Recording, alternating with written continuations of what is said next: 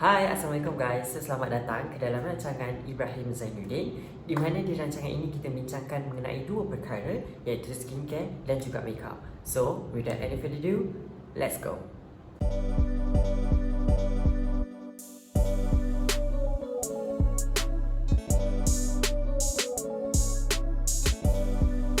So, tajuk yang kita akan bincangkan pada hari ini adalah satu tajuk yang diminati oleh orang ramai, especially mereka yang remaja yang baru sahaja akhir balik.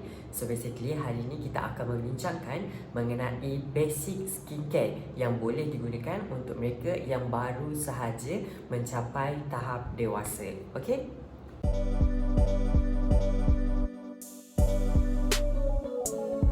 Okay, so apabila seseorang itu mencapai tahap akhir balik ataupun sudah menjadi remaja, dia akan mengalami perubahan hormon. Jadi apabila perubahan hormon ini terjadi, sebaceous gland ataupun kelenjar minyak akan menghasilkan lebih banyak sebum daripada biasa. Masalah akan timbul apabila kelenjar minyak ini tidak diuruskan dengan rapi dan juga terdapat beberapa sel kulit mati yang menutup liang pori tersebut.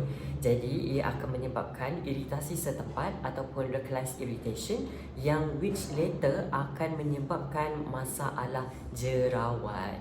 Jadi itu adalah antara sebab kenapa remaja-remaja di luar sana mengalami masalah jerawat yang berlanjutan. Namun, penyebab jerawat bagi golongan remaja bukan sahaja disebabkan oleh perubahan hormon, tetapi juga boleh diikuti oleh beberapa perubahan juga yang lain seperti perubahan waktu tidur ataupun perubahan makanan. Sebab yang kita ketahui apabila kita waktu remaja, kita lebih suka untuk mengambil snack ataupun makanan ringan seperti tam-tam, ring-ring dan macam-macam lagi lah makanan yang kita suka ambil. So, apabila pemakanan kita tidak sihat dan juga waktu tidur tidak cukup, ia juga sedikit sebanyak akan mempengaruhi masalah kulit, which is biasanya akan tumbuhlah jerawat disebabkan masalah tidur yang tak cukup dan juga pengambilan makanan ringan yang terlampau banyak. Okey, sekarang kita pergi pula kepada apakah basic skincare yang boleh digunakan untuk the beginner, orang beginner yang ingin mencuba skincare dan juga mereka yang baru akhir balik lah. So boleh try this simple step of skincare. Okay?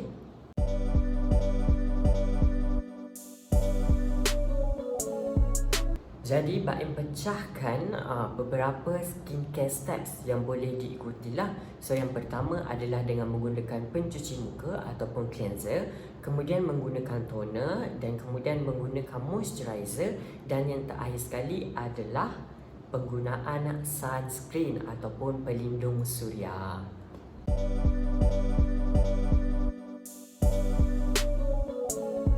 Sekarang kita pergi kepada subtopik yang pertama, iaitu pencuci muka. Jadi soalan yang mungkin diajukan, bagaimanakah ingin memilih pencuci muka yang betul? Jadi untuk mereka yang baru sahaja ingin menjadi skincare enthusiast ataupun mereka yang baru sahaja mencapai tahap akhir balik, penggunaan cleanser adalah sangat penting. Jadi Baim suggestkan adalah untuk menggunakan cleanser yang mempunyai pH antara 4.5 sehingga 5.5. Jadi pH ini agak rendah, namun pH ini akan membantu untuk menstabilkan ekologi di kulit muka kita. So, kalau korang nak tahu, sebenarnya dekat kulit muka kita ni memang ada bakteria. Tapi kita boleh kawal the ecology of the bacteria lah dekat muka supaya ia tidak akan menyebabkan localized irritation ataupun menyebabkan jangkitan kepada jerawat. So dengan menggunakan cleanser yang betul, iaitu dengan pH 4.5 hingga pH 5.5, kita boleh mengawal ekologi. Ekologi apa? Ekologi bakteria yang berada di kulit muka kita. So penggunaan cleanser juga, kita boleh pilih cleanser yang sangat gentle seperti Cetaphil punya cleanser yang very gentle dan pH dia pun antara 4.5 hingga 5.5. So basically gentle cleanser ni akan membantu untuk membersihkan kulit muka kita dengan lembut, tapi dalam masa yang sama menjalankan tugasnya untuk membersihkan muka secara total. So itu adalah tips yang pertama.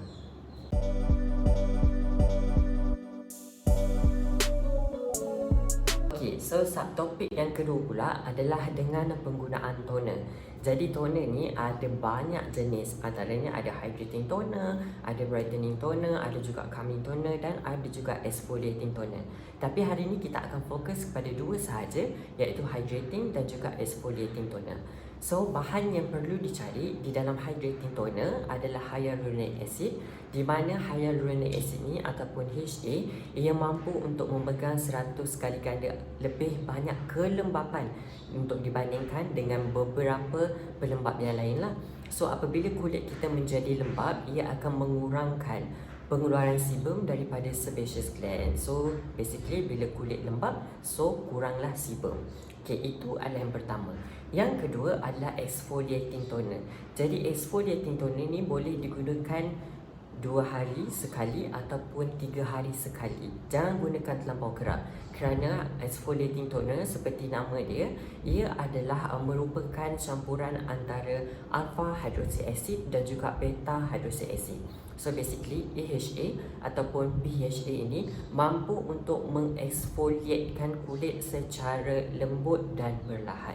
So AHA dan BHA juga lebih dikenali sebagai chemical exfoliator. Jadi disebabkan oleh masalah kelenjar minyak yang terlampau aktif, jadi kita kena bersihkan liang-liang pori dan juga kelenjar-kelenjar ini dengan menggunakan chemical exfoliator toner. Okey, so itu adalah subtopik yang kedua.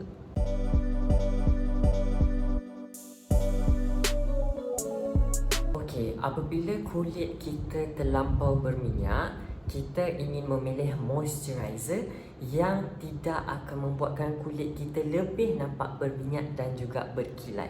So basically, Baim boleh suggestkan adalah dengan penggunaan moisturizer jenis gel. Okey, so kenapa gel? Sebab gel ni ia mudah meresap ke dalam kulit dan juga ia mampu untuk lockkan semua toner yang kita gunakan tadi. Bukan itu sahaja, moisturizer yang oil free juga seperti Neutrogena boleh digunakan kepada mereka yang ingin mahu berjinak-jinak di dalam dunia skincare ataupun mereka yang remaja. Okay? So penggunaan moisturizer yang gel ataupun oil free akan membantu untuk melembabkan muka dan mengurangkan kilat di wajah muka disebabkan oleh sebum production. Okay?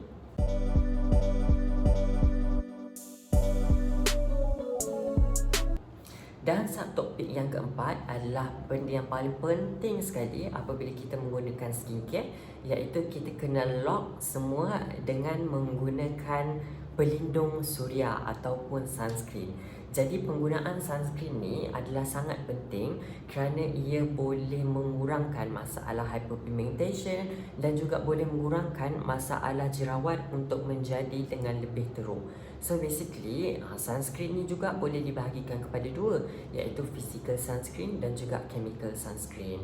So penggunaan sunscreen kepada kulit yang berminyak, Baim cadangkan untuk menggunakan a very light punya sunscreen. Maksudnya sunscreen yang sangat-sangat ringan untuk digunakan kepada kulit muka supaya ia tidak nampak lebih berminyak. So untuk pemilihan sunscreen pula, pastikan korang memilih sunscreen yang ada UVA dan juga UVB, which is yang ada pelindung daripada ultraviolet aging dan juga ultraviolet burning. So basically apabila nak pilih sunscreen tu, pastikan ada SPF, Sun Protection Factor, dan juga mempunyai PA++++. Dia 4+ ataupun 3 pun dah okey dah.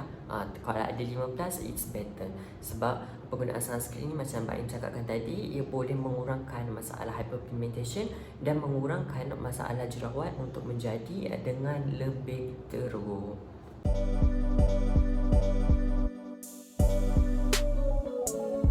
So Baim nak bagi sedikit bonus kepada mereka yang menonton video ini sehingga ke akhir.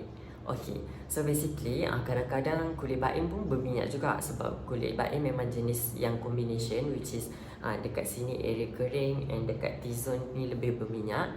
Jadi Baim mengurangkan masalah sebum ini dengan penggunaan loose powder. So daripada 2018 sehingga sekarang Baim menggunakan satu sahaja loose powder, iaitu daripada Obsess Cosmetic. So basically bila dah apply sahaja loose powder tu, memang kulit terasa sangat-sangat lembut dan ia juga menyebabkan kulit muka tak nampak berminyak sangat. So korang pun boleh try jugalah menggunakan loose powder daripada brand-brand lain pun boleh, sebab function dia adalah untuk menyerap minyak dan mengurangkan masalah sebum production. Okey, so tu adalah tips yang Baim berikan sedikit untuk mereka yang menonton video ini dan habis ni menonton video ini sehingga ke akhir. Okey, sekarang kita recap sikit. So basically basic skincare ada 4, iaitu penggunaan cleanser, penggunaan toner, penggunaan moisturizer dan juga penggunaan sunscreen. Jadi ini adalah basic steps yang kita boleh ambil untuk mereka yang ingin berjinak-jinak di dalam dunia skincare ataupun remaja yang baru sahaja mengalami akhir balik. So step-step ni adalah sangat penting and Baim telah elaborate dengan sangat panjang di dalam video kali ini. So harapnya bermanfaat kepada mereka yang menonton. Okey?